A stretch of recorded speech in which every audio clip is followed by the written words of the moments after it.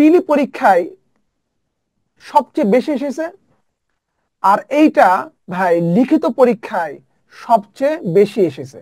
ধরুন এই ক্লাসে আমাদের মোট স্টুডেন্ট হচ্ছে মোট মোট স্টুডেন্টকে আমরা ধরলাম হচ্ছে কতজন, 200 জনকে ধরলাম, মোট স্টুডেন্ট 200 জন।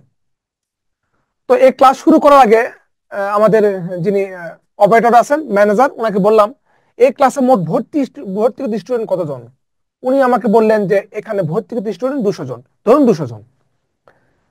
তো ক্লাস শুরু 10 মিনিট আগে ওনাকে আমি বললাম এই ক্লাসে কি কেউ কি উপস্থিত হয়েছে। উনি বললেন হ্যাঁ, এই ক্লাসে উপস্থিত হয়েছে। তাহলে আমি বুঝলাম এই ক্লাসে 0 জন উপস্থিত নাই, কারণ উপস্থিত হয়েছে মানে উপস্থিত সংখ্যা অবশ্যই শূন্যের চাইতে বেশি। তারপর ওনাকে বললাম এই ক্লাসে কি সবাই উপস্থিত হয়েছে। উনি বললেন না, সবাই উপস্থিত হয় নাই, মানে উপস্থিত ছাত্রছাত্রী 200 চাইতে নিচে। এটা কি আমরা বুঝতে পেরেছি কিনা? অর্থাৎ উপস্থিত ছাত্রছাত্রী 0 নয়, উপস্থিত ছাত্রছাত্রী 200 নয়, শূন্যের চাইতে উপরে, 200 চাইতে নিচে, মানে 200 কম। এজন্য আমরা বলতে পারি আমাদের উপস্থিত ছাত্রছাত্রী 200 চাইতে কম এবং 0 জনের চাইতে বেশি।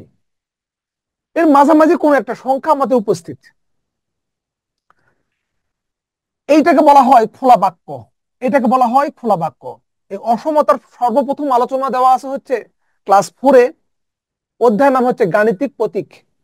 ওখানে বলা হয়েছে যে যে রাশির মান ইচ্ছা মতো পরিবর্তন করা যায় তাকে বলা হয় খোলা বাক্য।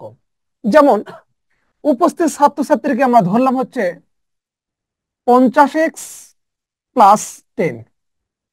তাহলে এখানে যদি আমার x এর মান 1 হয়, তাহলে এখান থেকে এটা কত পাবো দেখুন। এখান থেকে আমরা যেটা পাবো সেটা হচ্ছে এরকম। তাহলে হচ্ছে কত, 5x এর মান যদি 1 হয় তাহলে এটা কত হবে আমাদের, এখানে দিব কত আমরা 10। যদি 10 দেই তাহলে এটা মান দাঁড়াবে কত, মান দাঁড়াবে হচ্ছে 90। দেখুন 90 কিন্তু এই 0 এবং 200 মাঝে আছে।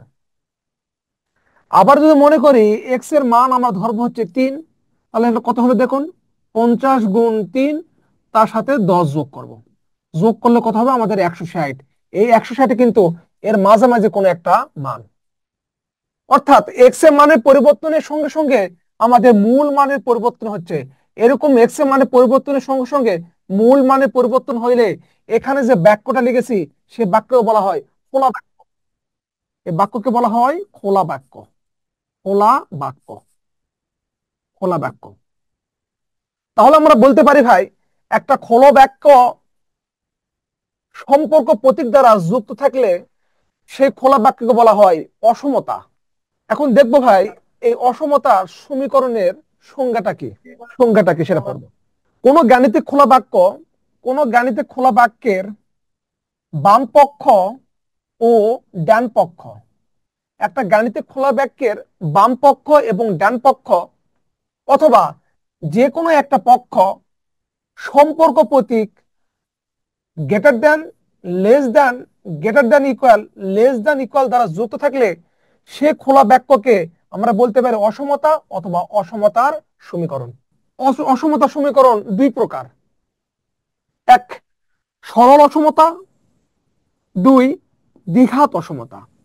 তাহলে অসমতার সমীকরণ দুই প্রকার, একটাকে আমরা বলতে পারি সরল অসমতা, একটাকে বলতে হচ্ছে দ্বিঘাত অসমতা। সরল অসমতা কি? অজানা চলকের সর্বোচ্চ পাওয়ার থাকবে 1, আর দ্বিঘাত অসমতা হচ্ছে অজানা চলকের সর্বোচ্চ পাওয়ার থাকবে হচ্ছে 2।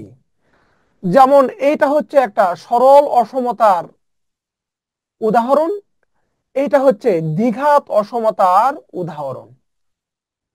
এই জিনিসটা পিলি পরীক্ষায় সবচেয়ে বেশি এসেছে, আর এইটা ভাই লিখিত পরীক্ষায় সবচেয়ে বেশি এসেছে।